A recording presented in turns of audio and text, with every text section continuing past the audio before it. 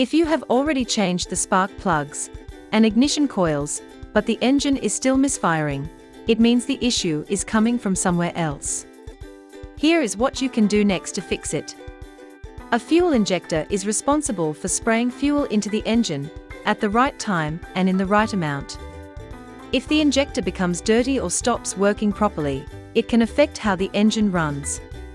To test a fuel injector, put a screwdriver on it and listen at the handle while the engine runs. If you do not hear a steady clicking sound, the injector might be bad or clogged. If the injector is not clicking or is clogged, try cleaning it with a fuel injector cleaner, or have it professionally cleaned. If that does not help, replace the faulty injector to fix the misfire.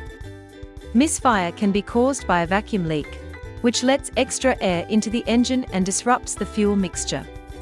To find a vacuum leak, take 2 tubes, make one end of a tube into a small funnel shape.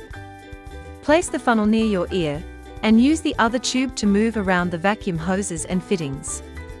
When you hear a hissing sound through the funnel, it means you have found the leak causing the misfire. Spray a little carb cleaner around the areas you think might be leaking while the engine is running. If the engine RPM changes, that means you found a leak. Once you find the leak, fix it by replacing the broken hose or sealing the loose part to stop extra air from entering.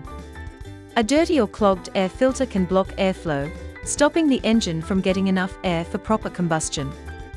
This can lead to poor performance, rough idling, or engine misfires. To check, remove the air filter and inspect it.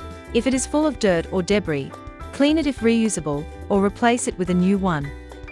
Cleaning or replacing the filter helps restore proper airflow, which can improve engine performance and fix the misfire. Misfires can happen when a cylinder has low compression, meaning there's not enough pressure to burn fuel properly. To check this, take a compression tester and a socket wrench with the correct spark plug socket. First, remove the spark plug wires or ignition coils and disconnect the distributor if your car has one. Then, use a ratchet tool to carefully remove all 4 spark plugs.